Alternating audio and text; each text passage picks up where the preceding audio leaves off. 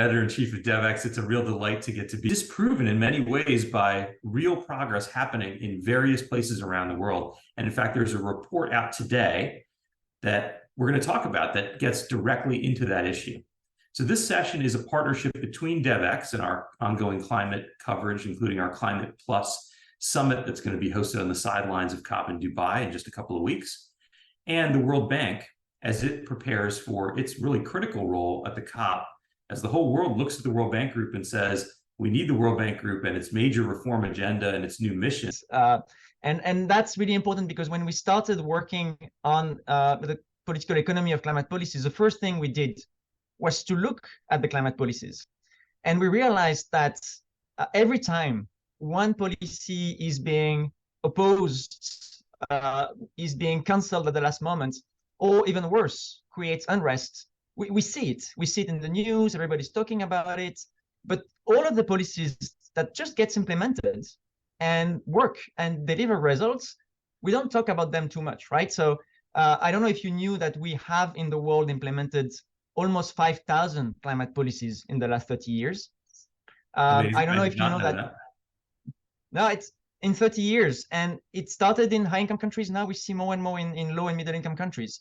In El Salvador, in Egypt, in Indonesia, we had very important reforms of energy subsidies, really, really difficult and sensitive topics. And we haven't talked about them too much, but you know that in Ecuador, it did not work out because the reform was canceled at the last minute.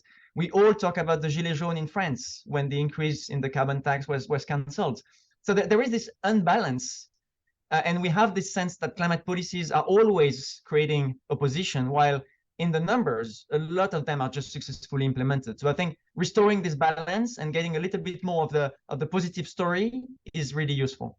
It's so important, and it's so important for the World Bank Group with your tremendous research capabilities to come out with this kind of information, because you're right, fuel subsidies are probably the most hot button issue when you think about climate policy. Is the first thing the mind goes to, and you picture the Gilets jaunes, people with the yellow vests, in the streets in Paris, right? You picture this because it's happened in many places. And so I can imagine political leaders around the world, when faced with the opportunity to do something about a fuel subsidy that honestly sends us in the wrong direction on climate, it hurts them from a fiscal standpoint. It robs the country of fiscal space to invest in other things, including in development and health and education, right?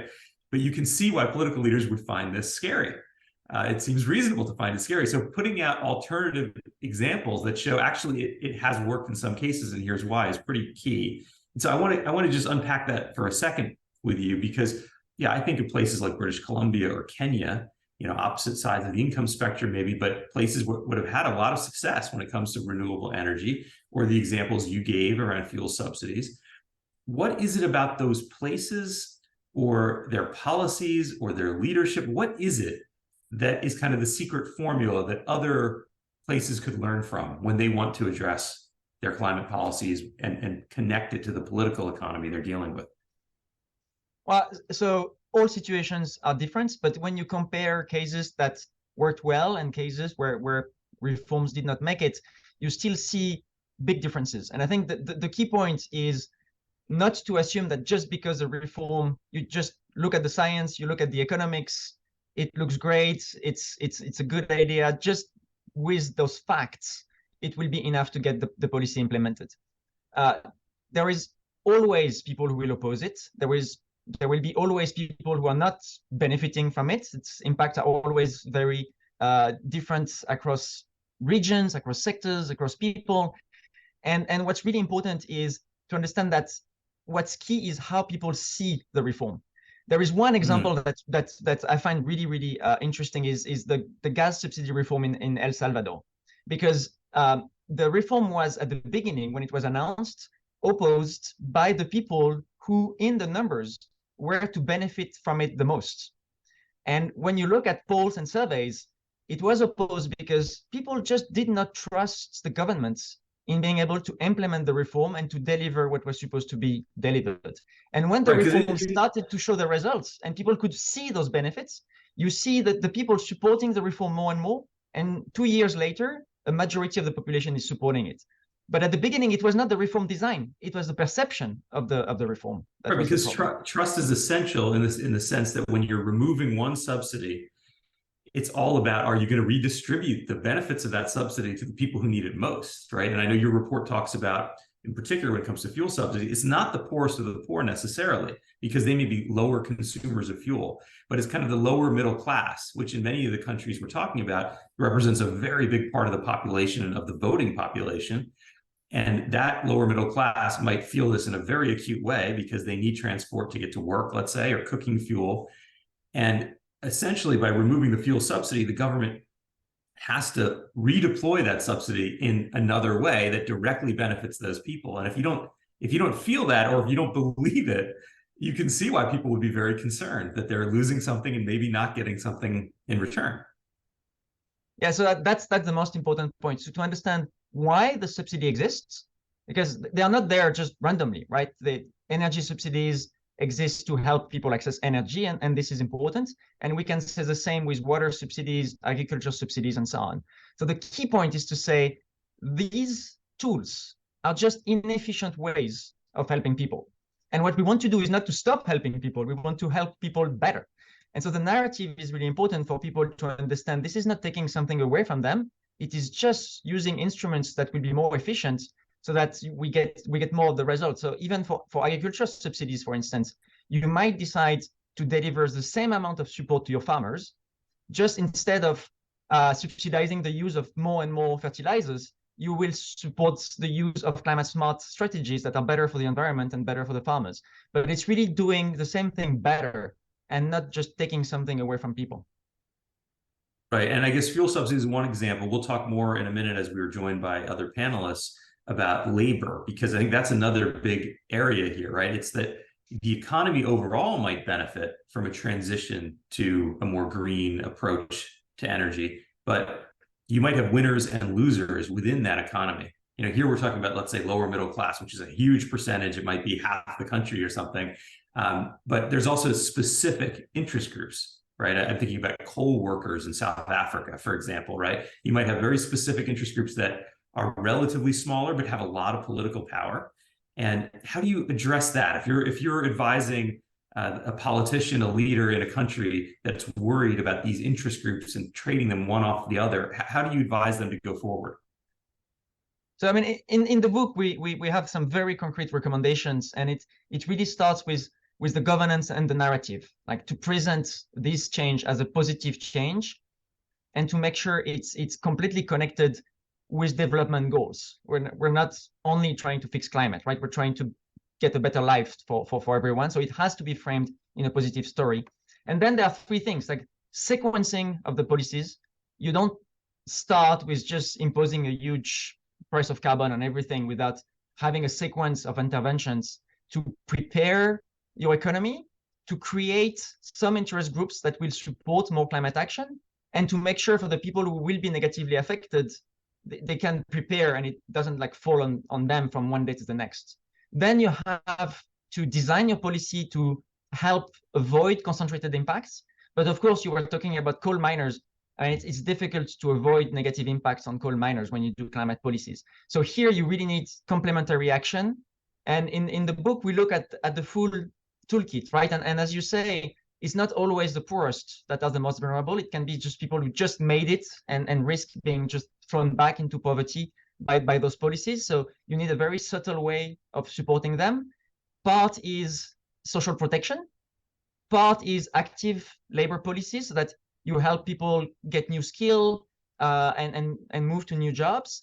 And part of it is what we call place-based policies. When you have a community strongly affected, you need to just put everything together, right? It's infrastructure, it's incentives for new businesses to come in, it's reskilling, and so on. And the last part that we discuss in the book is the engagement. Because if you want to design good policies, first you have to listen to people. I mean, they know what they need and they know what obstacles they face.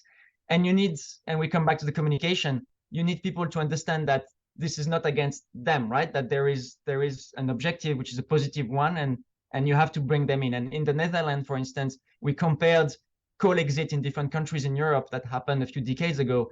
in the Netherlands, the colleagues, it was managed with the unions, with this idea that the goal was to help people transition and not just to shut down the activity in the region. Yeah, it's fascinating to me that you've come out with this book, and the timing is so key, because if there's a critique you hear about the World Bank, it's, well, the World Bank is filled with technocrats who are brilliant, but they don't connect to the real world. And this is so real world, because political leaders are grappling with this every day. They're trying to figure out, how do they take really big shifts in context? Costs of renewable energy have dropped dramatically. The global economy is moving in this clear direction. How do they take that and actually do something with it for their country? And the fact is, if they don't, in many cases, they'll be left behind. It'll be a negative. I got to moderate a session at the World Bank's meetings in Marrakesh about critical minerals. And you can see, Africa, for example, many countries of Africa are well positioned in this transition, but it requires some political leadership, the vision you laid out. It requires a report like this to say, there is a formula. It's not an easy formula, but there's a formula you can follow and actually get there. I want to broaden the discussion. We're going to soon broaden it to everyone. We've got incredible leaders and experts from around the world on this call. And so please, if you have questions, start to put those into the Q&A. But I want to broaden this out and bring our two other panelists into the conversation. I'll ask them to turn on their cameras now. We have Sharon Burrow with us. Hi, Sharon. Hi nice there. to see you. Hi there. And we have Arunabha Ghosh with us. Hi, Arunabha. Hi, Raj. Thank you for having me as part of this conversation. Well, it's great to be with you. I know that we have a collection of people watching this who are expert in this space. They probably know the two of you very well, but I'll just quickly say that, Sharon, you've been a leader in labor movements around the world. You were the general secretary at the International Trade Union Confederation. You're based in Australia. That's where you are now. And you used to head up the labor unions there. So you understand. I mean, new technologies will come along, but right now we can make the transition. We do have the finance. We have to think about how to deploy that finance differently, how to work with patient debt and patient capital, because much of the infrastructure costs an extraordinary amount of money upfront for a period of time where there won't be a return. But at its heart, just transition is about involving people and asking them what they want. And you will find they want secure jobs for themselves and their children. They want safe communities, and they want an opportunity to actually build their own future, knowing that, the enabling environment is there. Yeah, you're really echoing, I think, that first point of the book, which is the narrative point, the vision, that political leaders can't just talk about, say, a fuel subsidy or a shift away from coal in a silo. They have to talk about it as part of a larger vision for the country and the economy and all of the many benefits that it's going to provide. Otherwise, you're just making people think they're losing something in a very narrow group that might have a lot of political power. I don't know, but I want to bring you into the conversation too, because you're seeing this again. You focus a lot in Asia. You're seeing this in many geographies in the region. Do you think do you kind of agree with the thesis of the book? I mean, the thesis is essentially the technology is there, the tools, the policies, the finance is there, and the thing holding us back is basically political economy. That's the thing that's stopping us. Is that essentially how you see it when you look at it from your perspective? Very much so. In fact, first of all, congratulations, Stefan, on bringing out the book at a very opportune time, just weeks before we take a stock of where the planet is. I would even suggest, tongue-in-cheek, that perhaps the book should have been written a few years ago, because I think the thesis was relevant. We tried, I promise.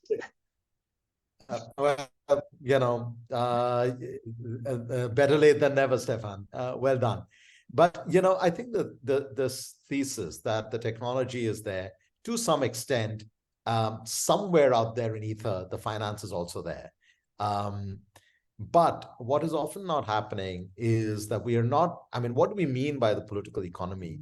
It's not just about putting politics before the economy. It's about understanding how the economy and economic transformation impacts politics. And I want to just illustrate this with sort of three hypotheses that we can then test out. System change, in my opinion, happens when one of three conditions hold. One, there is crisis. And, many of us living in developing countries endure crises of various kinds from time to time. Most recently, the whole world has gone through the pandemic. So crisis focuses our attention, but crises also tend to be short-lived, and then we move on and we forget. A second driver often, which shapes the political economy, is external pressure. Right? Sometimes emanating from a crisis, sometimes emanating from a negotiation.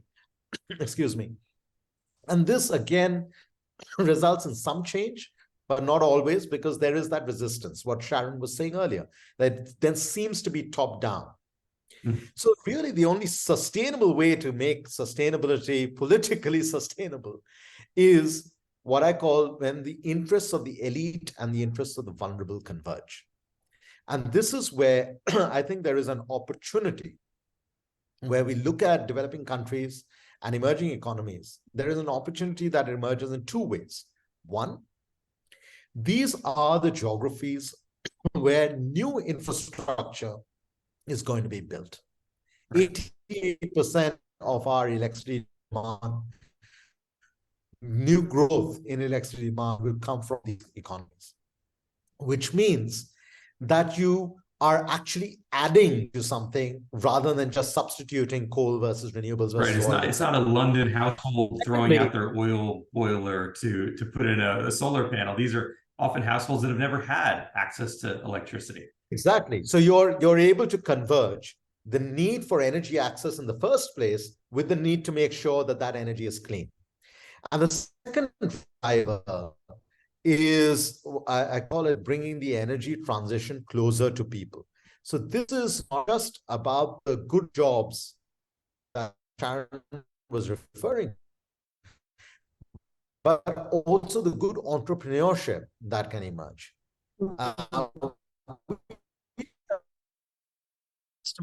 For instance, in rural India alone, $1 billion opportunity. Now that's a humongous fortune at the bottom of the pyramid, but that's not an energy story. It's actually a rural development story. It's a farmer story. It's a food processing story. It's a milk chilling story. And is that is that related to something fundamental about the technology transformation we're talking about? In other words, that the fossil fuel industry was very much kind of a centralized industry. You would produce oil and gas, you would refine it somewhere, then you'd have to, ship it, and truck it all over the country. Whereas now you can just, microgrids, you can do them all over in rural areas. People can generate their own power. Is it something about the technology that is actually going to unlock more development at the community level? It's actually never about the technology. It's always about the application of technology, right? We all have smartphones, or at least many of us do. But it is the convergence of smartphones with digital inclusion that has resulted in financial inclusion for hundreds of millions of people in a place like India, for instance. The smartphone always existed. It's what you use it for, right? And the same applies to a solar panel. Solar panel has been there since we sent a satellite up into space 60 years ago. But when you use a solar panel to chill milk so that a smallholder dairy farmer does not lose their output before the milk gets to the market, that is a transformation of livelihoods, not a transformation of the technology. And this really has to be, back to Stefan's point, the opening salvo of that narrative. How are we leveraging the energy transition for an economic transformation that is just? Stefan, it's very easy for people in your profession, economists, to say, hey, let's just have a carbon tax. And I guess in some places that has worked, right? I mean, it sounds like a very simple tool, and it can work. What we're hearing now sounds a bit more complex about getting to the community level, understanding their needs, this bottom-up approach. What would you say to people who are, eager to see the world make a transition here? They say this is urgent, there's no time to waste, and we know it works. Let's just do a carbon tax. Well, so I think there are two dimensions here. First, we know that a carbon tax, one instrument alone, will never cut it, right? You need also to invest in the right infrastructure. You need the right governance of your energy systems. It's really like a package of things that needs to be done in parallel. But there is also this question, and the book looks a lot at the sequencing of things, because if you look at what China did, for instance, they are creating an emission trading system now, but they did not start with that. They started by subsidizing and supporting the creation of a renewable energy industry. It reduced costs. It also created people supporting more action on climate. And then slowly you can see the creation of the emission trading system and then the tightening of it. But it's a process over more than 1 decade. In the book, we review the carbon tax in Canada, and again, it's a package of policy, well designed, but it's also not something that falls out of blue sky, right? You have to prepare, and we propose a tool in the book for every country to identify what is feasible now, but also what it is that I can do to create momentum, create supportive coalitions, create consensus, and then think about not only what I can do over the short run, but also how do I build a transformation over a few decades? Because that's the challenge. We have to be fast, but we also have to do things which are sustainable, predictable, and will take place over many decades. So it cannot change at every election. You need to engage with your opponents, to engage with the society at large, to make sure you have a clear direction of travel so that people can invest and make decisions based on this direction of travel. Yeah, we had the session at the World Bank annual meetings I mentioned on critical minerals. The minister for finance of Zambia was there, and he was talking about how Zambia is still producing the same amount of copper today as they did in the 70s. And that it is this, you need these long-term policy changes to incent investors, right? And we talked earlier a little bit about how the finance is sort of there. In a way it is. There's all this private sector financing on the sidelines, ready to invest in a green transition. But it's not simply come without a long-term predictable policy environment of the kind you talked about in China, where they, I guess, Sharon, it seems like institutions like the World Bank that we can be very top-down, and you're saying that's actually not the way to do it. How do you ensure this becomes more of a movement? I mean, this is something you've spent your career working on in the labor movement. How do you ensure this is not something that is imposed, but actually is a global movement at the grassroots level? Well, you need both. You need national policy, without doubt. But there's so much that business and workers can do if they, in fact, work together and embrace the development opportunities that are possible with the shift in the energy mix. There's nothing wrong, by the way, with a carbon tax that would solve a whole lot of market-based problems. But in its own, Stefan is right. It's not. It's one tool. But we need to make sure that, indeed, where you're talking about critical minerals, for example, if you're going to simply supply more critical minerals on the same current exploitative supply chains, what you're actually allowing companies to do is to perpetuate child labor, forced labor, horrible conditions. Whereas if we build a critical minerals industry on not just a clean technology base, which is absolutely magic for place-based development in many parts of the world. And in fact, I'm here in Western Australia, in the Australian continent, and it has all of those critical minerals, but they need to be, in fact, developed, because traditionally they've been dug up, sent off overseas. But when you're looking at upstream and downstream supply chains, then you've got the kind of economic development possibilities that we've only ever dreamed about in the past. But it has to be an integrated strategy. It has to have, of course, federal and state governments, all subnational governments, cities, everybody working to actually inform the models. But you need the people at the centre. If you don't put people and planet at the heart of this phase of economic development, then we're just going to fail. It's that simple. In fact, on the finance front, can I tell you that you risk, Systemic has a figure that says you risk $100 billion of climate finance every year if the consultation and the commitment from people is not there. Right, because in the end, you need people to come along, right? And you need to see that investors need to see that this is a sustainable long-term investment. It sounds like, well, we're talking about kind of the glass half full. We're saying, look, there are real opportunities, which I'm glad we're saying. Buried in your comment, Sharon, is the fact that there's also a real risk, right? That you will see countries, we talked about China's transition, you'll see countries move ahead with the energy transition, which is going to require tremendous amounts of critical minerals. And we could simply expand an unjust and exploitative industry in a lot of countries. And so you could end up with exactly the kind of issues we have today of tremendous inequality and poverty, and maybe even worse climate results in a lot of places, right? Because these are very energy intensive industries. If we don't think about this as one global strategy that many countries have to connect into.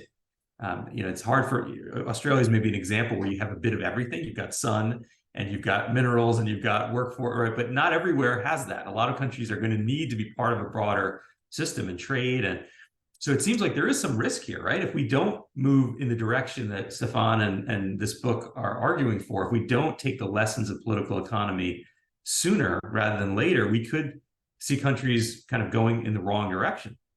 Well, precisely. But the one thing I was going to say to Stefan is that if we are going to do exactly what you've just said, Raj, and that is, bring everybody along on this wave and not leave stranded people and stranded communities as well as stranded assets, then we also need to think about how we share our technological knowledge. I mean, we all saw vaccine nationalism and the ugliness of it during the pandemic. I don't think any of us could have imagined that level of greed and imposition to delivering life-saving vaccinations and knowledge about how to produce them to countries if we don't share it. So we need to look at our IP model.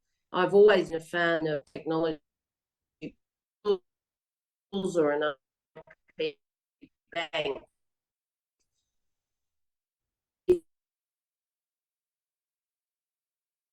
It's like the political economy. Is this one of those top tier issues? Yeah, but it isn't just solar panels. I would argue it's new industrial technologies. And indeed, we're talking about how you engage people. One of the things that the Curtin University here has done is build teams with, energy humanity disciplines in them, or, climate humanity experts, because if you're not actually pulling people together across the knowledge, the implementation, the technical skills, and the community skills, then we're going to fail. So I would simply say you cannot have a world where technology that is so vital to save our planet, to stabilize the planet for humanity, is actually locked up in wealth creation for those who are already wealthier. We have to find a way to share that technology and to create cooperative development, place-based development, not competitive development, or we will fail. No question about that. Stefan, what's your take on this issue? No, I mean, I think I agree. And we see at this point in time, both this rush toward green technologies, and you mentioned solar, but in batteries, it might be even stronger. We see in green hydrogen, all countries are trying to become leading, or at least to have the control of those technologies and not to depend on others. And of course, it takes place in the geopolitical context that we know of. And I think this is really a critical question, because it's a good thing that we have this race and those investments. It could also very easily work against, especially the poorest countries. And thinking about how countries in Africa, for instance, can be connected to those green global value chain beyond just exporting commodities, because there are not many jobs in exporting commodities. So what you really want is those countries to be able to go downstream in the use of those commodities to export more and more developed products, because that's where development lies. And at the moment, the competition against the big players don't leave a lot of space for those countries to do that. And last point, we're talking a lot about energy here, but we have been working a lot on the Amazon or in the Congo Basin we can make exactly the same point on forestry. Yeah. You can protect the forest by just enforcing no deforestation rules, but if you don't create jobs and activities to replace that, we have seen this backfire very, very strongly in those places. People are saying, this is my livelihood. You cannot take it away from me unless I have the infrastructure, the energy, and basically the economic environment I need to do something else in services, in manufacturing, in agriculture. It cannot be just stopping deforestation. It needs to be in this creation of new activities. And technologies in agriculture will play a key role for that. We need also better technologies for agriculture. Anurag, how are you seeing this in the context of India? How is the country doing in terms of this transition? Because in a country that large, it's so impactful to the global goals on climate and to the global economy. You have these interests, but they're spread out. It's a very complex puzzle. How is the adaptation, the transition happening in India? Is it on the right track? Well, in some ways, it's more than on the right track. It's racing ahead because, in 2010, for instance, when I set up CEW, we had less than 20 megawatts of solar. We now have nearly 70,000 megawatts of solar, 185,000 megawatts of non-fossil electricity capacity, and have an ambition of building 500,000 megawatts of non-fossil electricity capacity by 2030, which basically means this 1 hour we have this conversation, India would have built another 11 to 12 megawatts of renewables. So that is a pace of change that is not seen in many other places. Already now, the 4th largest renewable energy market in the world by deployed capacity. But on the back of this is really some of the things that Sharon brought up in her original answer, and I want to draw some connection to that. It is, what is the nature of this development? So one of the things is that we see a lot more opportunity to converge not just the sustainability, but with the jobs and the growth. We see a lot more opportunity arising in the distributed energy sector. So we estimate that about 50 million jobs could be created overall through our transition in the course of this decade. But a bulk of them, about 80% of those, would be in distributed energy, in rooftop energy, etc. So that is what democratizes this energy transition, rather than building solar panels far out in the desert somewhere and then stringing the wire all across. That's one thing. The second thing that's happening is we're looking at how does this impact the broader supply chain, which is where now the focus on manufacturing is coming in. And this conversation that both Sharon and Stefan were having with you is important. Globally, we have seen a increasing concentration of clean energy technology manufacturing than the opposite over the last decade. The number of countries that had concentrated imports of solar technologies was 38 in 2012. That's jumped to 71 in 2021. Concentrated imports of lithium-ion batteries, 19 in 2012, jumped to 49 in 2021. 73% of clean tech IPRs rest in 5 countries alone. Now, unless we figure out a globally coordinated approach towards democratizing the access to the technology, but even more, the co-development of the future technologies, we will get this pushback. So I think back to this political economy question, if the first stage of opposition was sort of intersectoral but intra-country challenges, the second stage that we're entering now is going to be inter-country problems. We'll have a beggar thy neighbor policy, and we'll have a beggar thy labor policy, where countries will start saying, I'm going to pump in hundreds of billions of dollars from my economy. I don't really care what happens to you. That is not a recipe either for success on the sustainability front or on the energy security and sustainability. I don't know, but just to make this a finer point, is this basically China and the US? I mean, is this, Stefan referred earlier to China having this long-term subsidy program to build their renewable energy industry very successfully, but in some ways that has made the cost of their products, whether it's panels or electric vehicles, so low that they can compete in other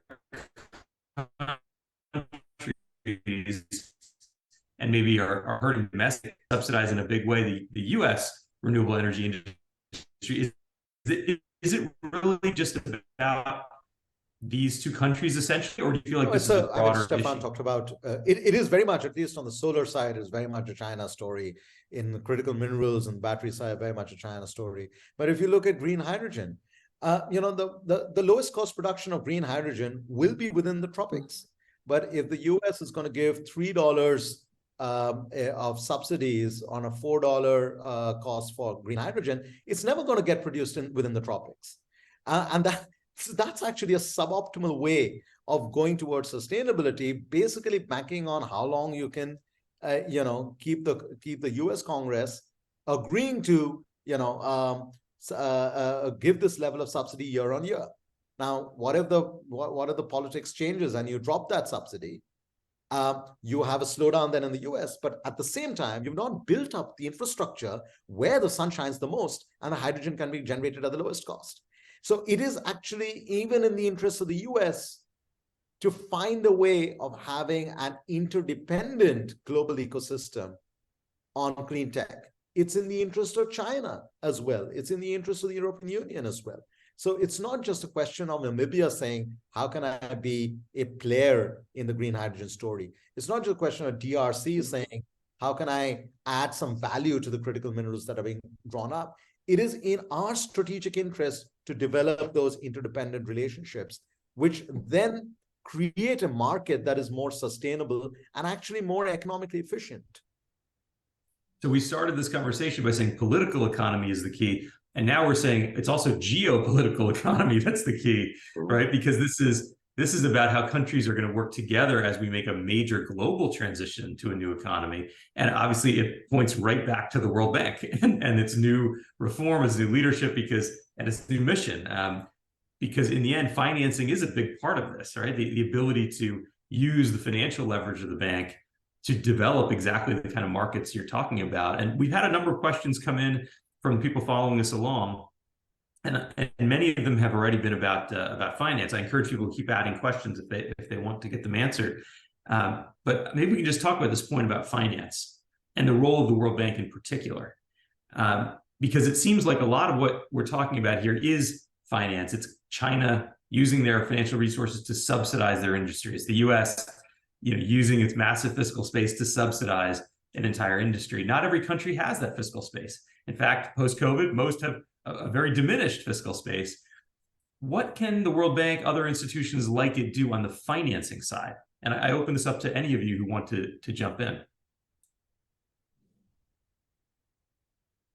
I would be very curious to hear my co-panelists on this. If I can just say one thing, I think you started with this change in the vision, which is symbolic but really important, because that's our commitment to bring nature, climate, the environment at the core of development, not because it's nice, but because we think that this is the only way to reduce poverty for good. Right? If you want this poverty eradication not only to happen, but to be sustainable over time, it needs to be done on a livable planet. And to give you one example of how this affects our daily operations, we used to have 3 core diagnostics to guide our portfolio and our lending. One on economic growth, one on poverty, and one on public finance. Now we have a 4th one, the country climate and development reports, which we're doing in all countries. We'll have the 41st published before COP. And we're looking at all of the opportunities to align development and climate. And we use that to decide of our own portfolio, to help inform debates in countries, to help countries make their own decisions and choices. And we see more and more people starting to use this analytics to just guide their own decisions. This is really now part of the core diagnostics that we use to prioritize. And this is a really big change. And of course, it won't happen without big changes in countries' own policies and action. But from the World Bank side, we really want to make that part of the support that we provide to all countries. So can I just say the biggest problem you've got with finance is in fact debt. We are now in a world where our current model of economy has failed both people and the planet, and it's left developing and even emerging economies with such a level of debt that when you think that you're going to be asked to spend, you know, trillions on infrastructure for mitigation or adaptation, I think those things are often interrelated. But, you know, whatever it is, if we don't work out a way of dealing with debt that has a more patient approach to actually learning the lessons of short-termism and looking to patient capital, thinking about how we do de-risk for developing countries and emerging economies, the critical first phase, which could be, I don't know, Aranuba, you're the expert, but 10, 15 years of critical infrastructure in things like green hydrogen and, you know, getting production and manufacturing up to speed, again, comes back to whether or not you can afford or you can share the technology. But debt has to be tackled, and we have to take a deep look. There's a reality for developing economies, particularly, that they can't borrow money like Western countries can. It costs 4 to 6, 7, 8 times more to borrow money. But when a country is paying more in debt repayments than it pays in its health and education and, you know, critical services areas of public finances, then how on earth do we actually stabilize the planet? And it comes back to exactly what Aranuba said, which is where's the interdependence and the co-responsibility? Yeah, it's a great point, Sharon. And how do you get that social contract to work? Because as Stefan brought up right at the beginning, trust is so key to this. And so if the public, if communities see, well, my government doesn't have much, and in fact, it's diminishing resources to pay for health services or education services or infrastructure, it's much harder to create the trust required for this much larger vision that we're all here presenting. Arnava, what are your thoughts on this topic? I agree with both what Stefan and Sharon said. I like to keep a simple formula in my mind. Finance has to be cheap, long, and convenient. And I'm going to hold the World Bank account on these 3 points. How do you make it cheap? To Sharon's point about debt, why is debt expensive? Yes, we are developing countries. There are some risks, but the risks that the market perceives is far higher than the risks that they actually encounter. Just 2 weeks ago, we held a finance roundtable here in New Delhi. One financial institution said they had made 350 investments, debt-related investments in India. Only one turned out to be a non-performing asset, right? That should be that creates a big opportunity for the World Bank's MIGA in particular, because you can insure a lot of this debt and reduce the cost dramatically without taking on much risk if that risk is mostly perceived. Reduce the information asymmetry in the first place and get everyone to understand that developing countries are developing, but they are not as crazily risky as we expect them to be. And the second thing is, again, we got to make finance long. That doesn't mean an individual investor will stick around for 25 years. But how does the bank come in to help deepen financial markets so that there is the refinancing of the loan? So I exit after 7 years of investment, but someone else is there to take it on and take it to the next 7 years. And in the next 7 years, till you get a 25-year investment for a green.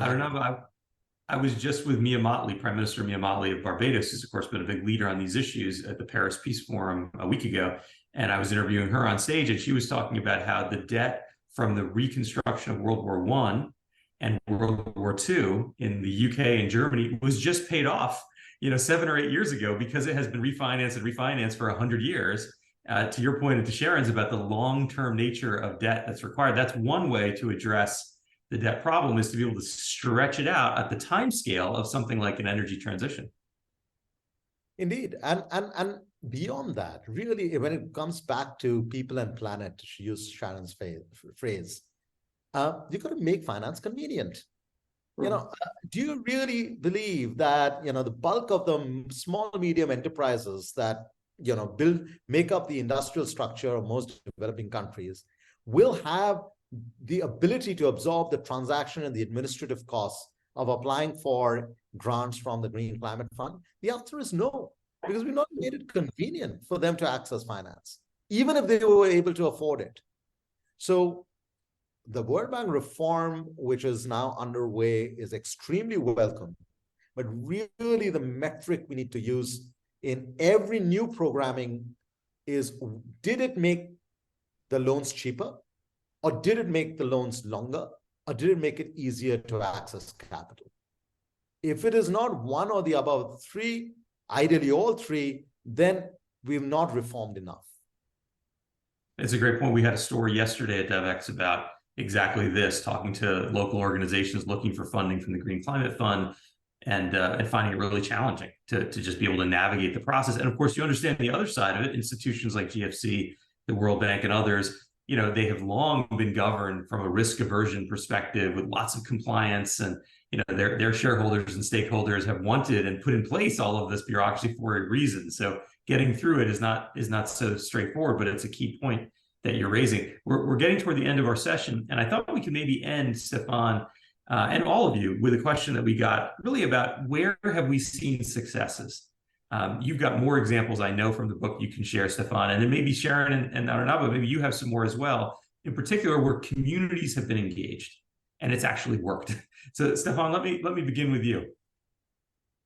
So that's a great way of finishing. Just saying, I think Arnab made very, very important points on the fact that when we talk about the global financing architecture, we have to understand how those resources end up to the people who need to spend it. The small companies investing in a different border, the communities in forests trying to start agroforestry. It's not only an international problem. You need the plumbing in countries to go to the people who need to spend it. In terms of example, I could have hundreds, right? But just maybe two things. Kenya or Burkina Faso reform their energy markets to make it more attractive for external investors. And you see immediately the change. You have private resources coming in, and you have a shift toward renewables because that's the cheapest if you have cheap finance available. And the country did not have to spend more.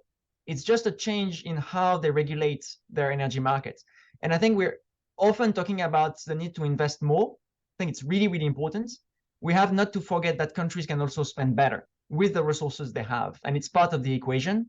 We're looking quite a lot at subsidy reforms because $1.2 trillion are invested in those subsidies. We're not saying that it should be removed from people.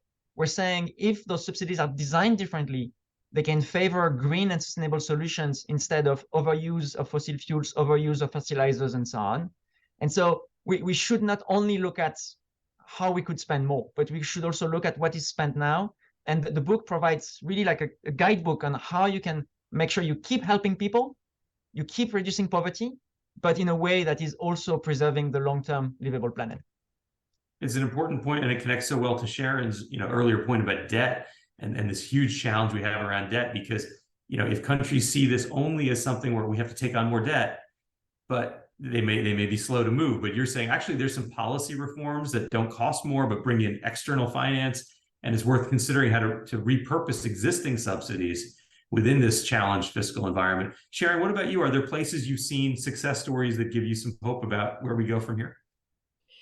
Well, definitely, but I'm also very, very supportive of repurposing fossil fuel subsidies and other harmful environmental subsidies. You don't take them away. You say use them or lose them. You either transition or you don't. But I also think that some of the great successes are actually at the community level, where people have taken on a particular, challenge, have built productive wealth. I mean, Aranuba can tell you about, informal stories in India, like our Self-Employed Women's Association, who has helped whole communities actually get energy. Women get solar energy rather than diesel pumps for livelihoods like salt mining, but also community endeavors and the like. In countries like Spain, where you have, in my view, one of the world's great environment ministers, now deputy president, well, in transition, of course, but Teresa Rivera, the coal mining transition was done much better than in most other places. In Sweden, where you've moved from working with the unions, the company SSAB Steel now produces green steel with green hydrogen. There are more jobs because of the hydrogen injection. Reskilling was essential, and now place-based development in some of the they don't have a lot of mines in terms of ore, but where there are, the development alongside each other that we can learn from in terms of protecting and building communities. I could talk to you about transition stories all day, the good, the bad, and the ugly.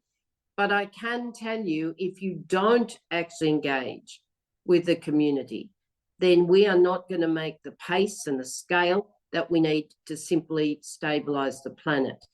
Just even right here tomorrow, we will look at how you go to within 10 years to 70% renewable energy. That's 30 times the growth story.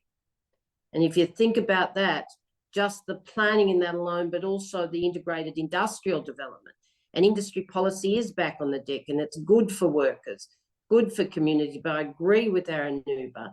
If we just have a competitive base about, you know, my economy and bigger than neighbour, then that's not going to help the world stabilise in the geopolitical terms as well as climate terms you talked about, Raj. Thank you so much, Sharon. And Arnaldo, you get the last word here.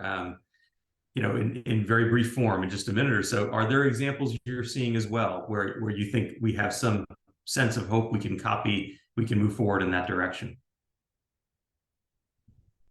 You're muted. Muted.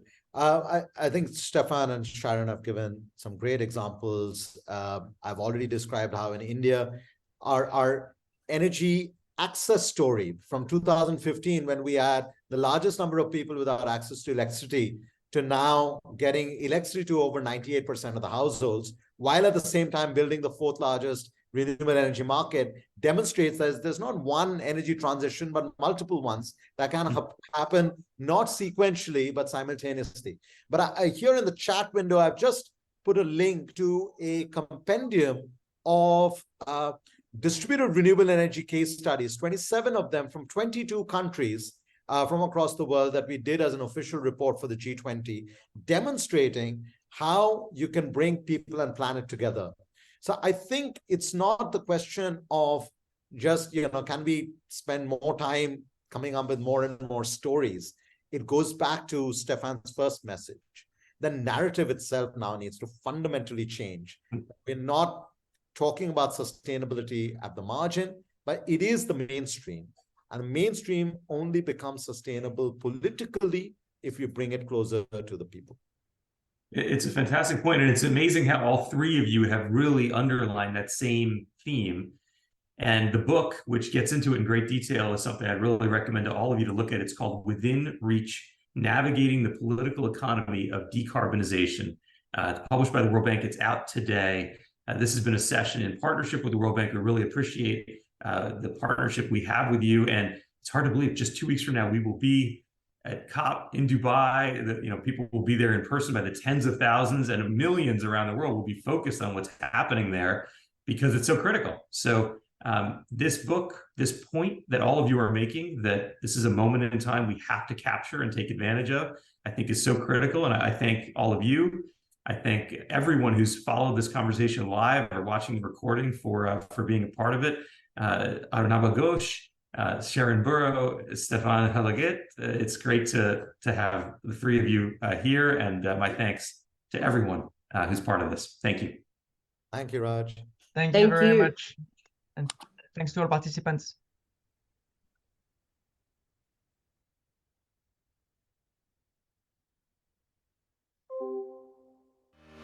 Thank you, Raj.